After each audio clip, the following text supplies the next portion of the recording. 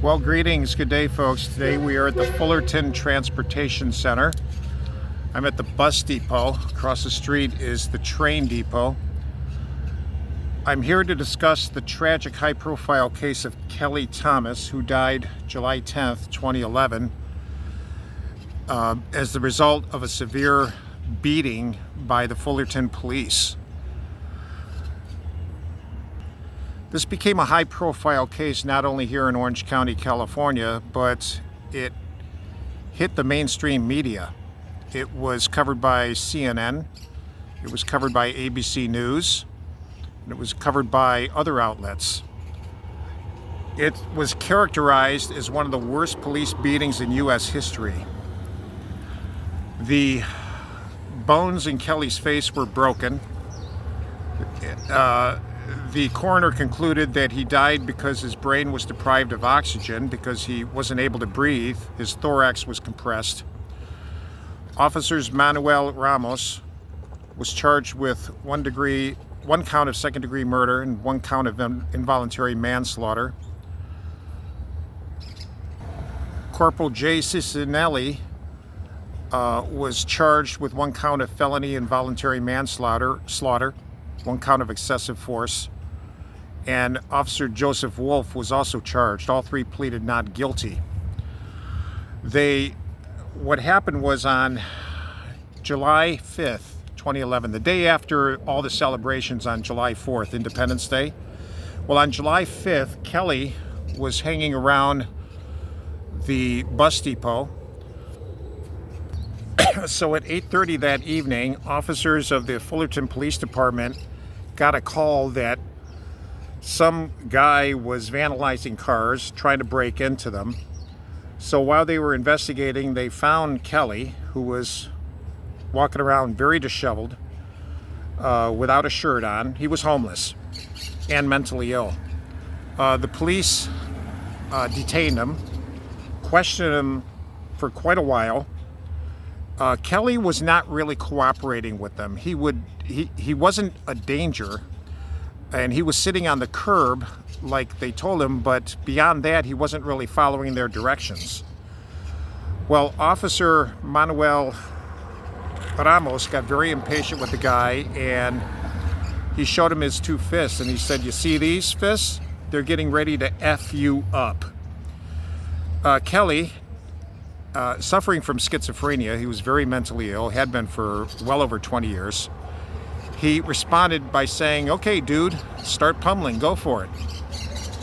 Well, Jason Cicinelli and other officers got on the scene quickly. Kelly tried to run away. Apparently, I watched the video, and they tackled him. They put him down on the ground, and it was just a free-for-all. Kelly was clobbered numerous times in the face and in the back and in the stomach. He was tased. He began to cry, "I'm sorry, please, I'm trying, I'm sorry."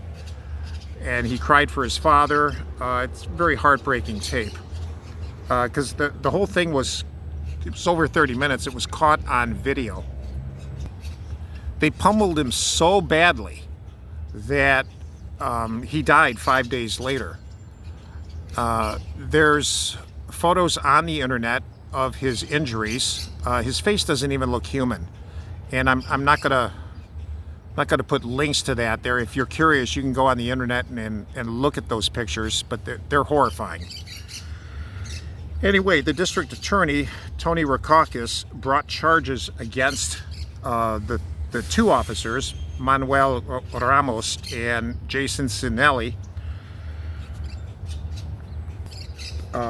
Within a month of the fatal beating, there were daily demonstrations outside of City Hall. The citizens of Fullerton were furious. So finally, 2 months later in September, the district attorney, Tony Rakakis, they used to call him T-Rack around here, but Tony Rakakis brought a murder charge against Officer Ramos and a manslaughter charge against Corporal Cicinelli. The case didn't go to trial for 2.5 years because there was There was some delays. Apparently, the defense attorney, John Barnett, apparently he tried to get this whole thing thrown out. Well, the judge wouldn't do it, and the appeals judge wouldn't do it. So 2.5 years later, on December 2nd, on December 2nd, 2013, the trial finally began, 2.5 years later. John Barnett was the defense attorney, and from what I've read about this guy, he was very, very good. He seemed to have convinced the jury that it wasn't murder.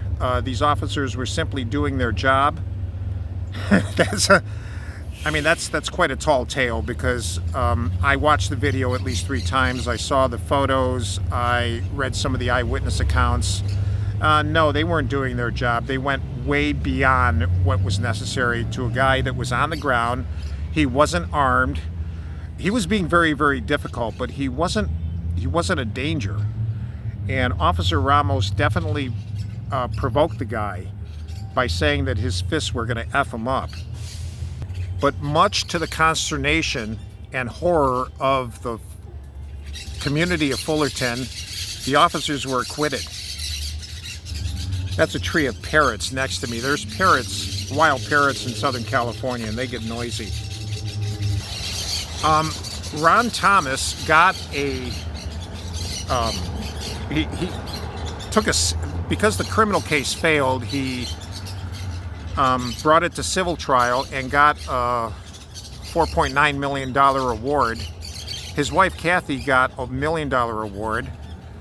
I'm sure that counts as nothing. I mean, I've watched Ron Thomas interviewed. The money probably means nothing to him. He'd rather have his son back, but he just wanted a sense of justice, which the criminal trial didn't give. Now, I think you ought to know, I'm not a lawyer, and I'm not an expert on police matters, but from what I've heard, it's very, very difficult to make murder charges stick with a police officer. And it's not because officers necessarily are favored. It's because there's a lot of complicated factors that go into a police work. And if there's any police ladies that are listening to me, I'm sure that you can concur. Yeah, it's a very complicated job. And just to say it's murder, really you have to prove intent. And that's very difficult to do, especially with a cop. Although what happened was, because of the city of Fullerton ended up paying a lot of money. What confuses me is why the feds never stepped in and made it a trial of civil rights violations. You remember back in 1992, the feds stepped in with the Rodney King case, and because the officers in that case were acquitted of criminal charges, but they were found guilty of civil rights violations. And that case was nothing compared to this one. I mean, Kelly Thomas took a beating far, far, far worse than Rodney King ever did. And yet the feds didn't do anything. They refused to take the case. Go figure. Okay, let's go take a look at his memorial. Now, Kelly had no burial. He was cremated. His ashes were given to either family or friend, and Kelly has no burial site. He simply has this memorial.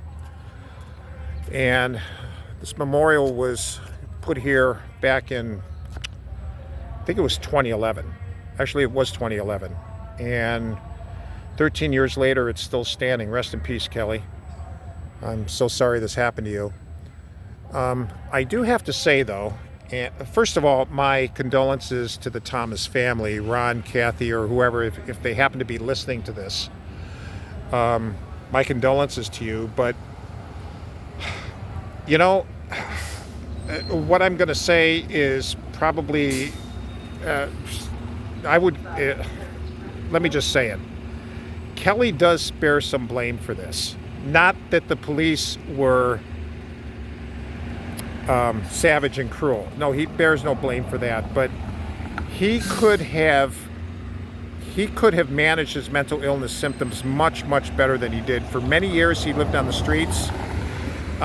He was put on medication. He'd feel better for a while, and then he just stopped taking his meds. And according to law, you cannot force a patient to take meds. He was 37 years old when he died, so his father couldn't force him off the streets. I mean, Kelly himself could have managed his mental illness symptoms far better than he did. And he neglected his meds. He just basically chose to live in the streets, which he had a civil right to do. But unfortunately, I don't think he had to die this way. I don't think he had to die at all if he had just taken better care of his mental illness. But live and learn.